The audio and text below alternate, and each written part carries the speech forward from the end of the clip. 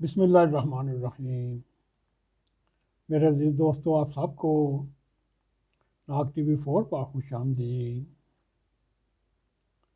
دوستو، آج سے چند دن پہلے ہمارے وزیر اعظم نے پرنٹ میڈیا میں ایک مضمون لکھا۔ اس مضمون میں انہوں نے بتانے کی کوشش کی کہ ریاست مدینہ کے حوالے سے کیا کیا جا سکتا ہے، ان کے خط و حال کیا ہوں گے، اور ملک کی تقریباً ساری اخبارات نے وہ مضمون چھاپا۔ ہم کم اتنا تو کہہ سکتے ہیں کہ کم پرائم منسٹر نے ریاست مدینہ کی چاہے وہ زبانی تھیوری تھی وہ تو بتائی، ان کا روڈ میپ کیا ہوگا، ان کا طریقہ کار کیا ہوگا آگے بڑھنے میں، اور اس میں ہم سنجیدگی سے اس راستے پر چل رہے ہیں یا نہیں۔ آج ہم پرائم منسٹر کو یہ بتانے کی کوشش کریں گے، صرف زیادہ نہیں، ہزاروں مثالیں ہیں ریاست مدینہ کے بارے میں۔ صرف ایک مثال دینے کے بعد ہم امید کرتے ہیں وہ مثال سامنے رکھتے ہوئے ریاست مدینہ بنانے کی کوشش کریں گے۔ دوستو، بات یوں ہے،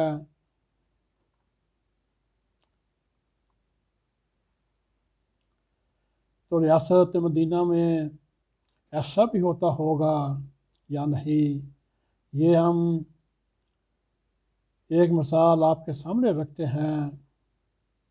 کیا ریاست مدینہ کا جن کا وہ تصور پیش کر رہے ہیں، کیا اس ریاست مدینہ میں حکومت حاصل کرنے کے لیے یا اپنی حکومت کو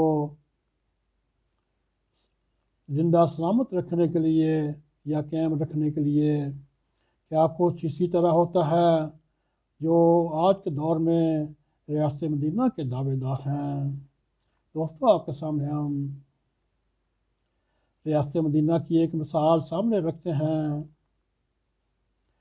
ریاست مدینہ کے اس وقت کے حکمران حضرت امیر المومنین حضرت علی کرم اللہ وجہ نے اپنے طرز عمل سے ایک ایسا پتھر پہ لکیر بنا کر پیش کر دیا، اور وہ یہ بتا دیا حکومت رہے یا نہ رہے، اصولوں پر کبھی سمجھوتا نہیں ہو سکتا۔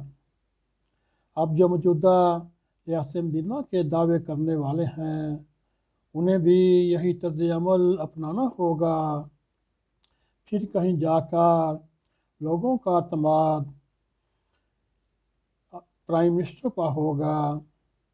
دوستو، اس وقت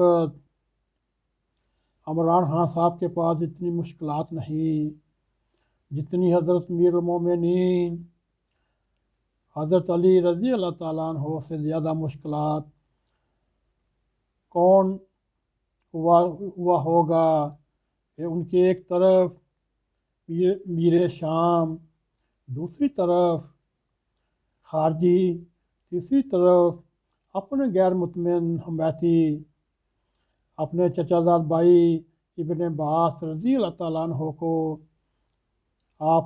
آپ رضی اللہ تعالیٰ عنہ انہیں بصرہ کا گورنر مقرر فرمایا، اور فتنوں سے بھرے ہوئے ان نامساعد حالات میں پروسے کے چند لوگ ہی ان کے رہ گئے تھے، اور ان میں ابن عباس رضی اللہ تعالیٰ عنہ ان میں سے ایک تھے۔ ابن عباس رضی اللہ تعالیٰ عنہ نے بیت المال سے کچھ رقم اپنے استعمال کے لیے لے لی۔ صوبے کے بیت المال کے سربراہ نے کچھ عرصے بعد اس رقم کا تقاضا کیا، تو حضرت ابن عباس رضی اللہ تعالیٰ عنہ نے ان کو سختی سے جواب دیا، تو اس کے رد عمل میں بیت المال کے سربراہ نے یہ معاملہ حضرت امیر المومنین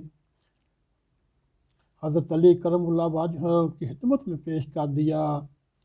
تو آپ کا کیا خیال ہے اس ان شدید مشکلات اور گھنے حالات میں گرے ہوئے حضرت امیر المومنین کو درگزر کرنا چاہیے تھا، لیکن حالات میں ابن عباس رضی اللہ تعالیٰ عنہ جیسی اہم شخصیات کو ناراض کرنا اپنے پاؤں پر کلہاڑی مارنا کے مدراف ہوتا۔ مگر دوستو دیکھیے، حضرت امیر المومنین کے لیے اور کوئی دوسرا راستہ نہیں تھا کہ اپنے اقتدار کو استحکام بخشنے کے لیے ریاست مدینہ کے اصولوں کو پس پشت ڈالیں۔ آپ نے حضرت ابن عباس رضی اللہ تعالیٰ عنہ کو لکھا، اما بعد، مجھے تمہارے بارے میں ایک بات کا پتہ چلا ہے، اگر وہ سچ ہے تو تم نے اپنے رب کو ناراض کیا، اپنی مانت کو برباد کیا، ساری عمر کی نیکیاں کی ہوئیں وہ ضائع کی، اور تم نے سب سے بڑھ کر اپنے امام کی نافرمانی کی اور مسلمانوں کے خائن بنے، دھوکے باز بنے۔ مجھے معلوم ہوا کہ تم نے زمین کو بنجر کر دیا، اور جو رقم تمہارے قبضے میں تھی وہ تم کھا گئے۔ بس میرے سامنے صاف پیش کرو اور جان لو اللہ کا صاف لوگوں کے صاف سے زیادہ سخت ہوتا ہے۔ حضرت ابن عباس رضی اللہ تعالیٰ عنہ نے رقم واپس کرنے کی بجائے معاملے کو ٹالتے رہے، مگر حضرت امیر المومنین کا اعتصاب اتنا سخت تھا، کسی قسم کے لچک کے بغیر حضرت ابن عباس رضی اللہ تعالیٰ عنہ نے مال سمیٹا،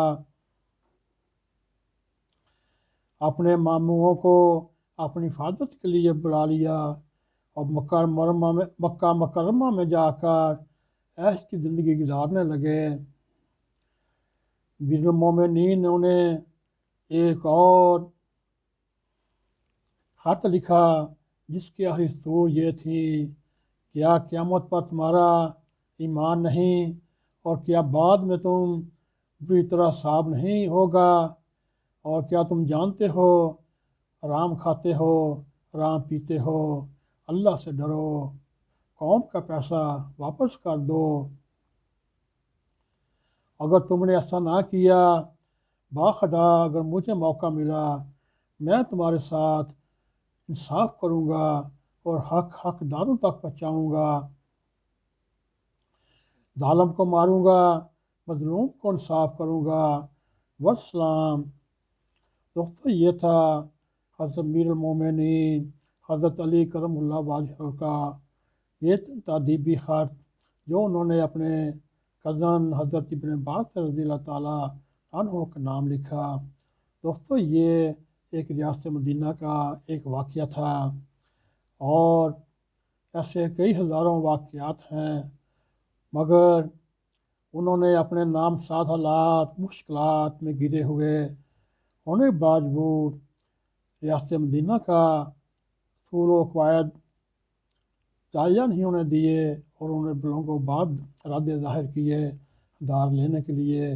اب موجودہ جو ریاست مدینہ کے دائی ہیں، ان کے چاروں طرف ایک مہارانی 85 کروڑ روپیہ قرضہ معاف کرا کر کابینہ میں بیٹھی ہے۔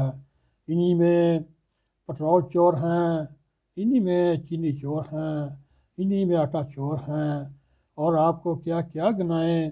دوستو، اب ان کو خود ہی شرم آنی چاہیے، کیونکہ اس وقت عملی طور پر حضرت پیر صاحبہ کا حکمران ہیں، جو وہ کہتی ہیں وہ ہو رہا ہے۔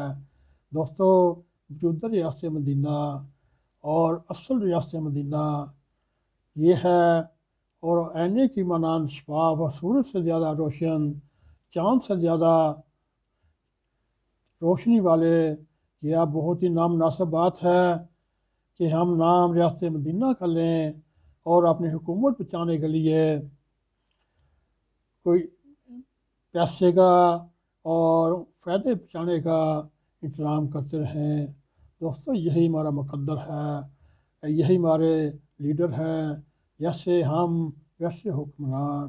دوستوں امید ہے آپ کو یہ بھی پروگرام پسند آئے گا، اگر آئے اس کو لائک بھی کریں، اس کو شیئر بھی کریں، کمنٹ سیکشن میں جا کے اپنا دار خیال کرتے ہوئے ڈاک TV4 کو سبسکرائب کریں۔ دوستوں جاتے جاتے بیل آئیکن کے بٹن کو کلک کریں تاکہ ہماری تازہ تازہ ویڈیو آپ تک پہنچی ہیں۔ اسی کے ساتھ ہمیں اجازت دیں۔ السلام علیکم ورحمۃ اللہ۔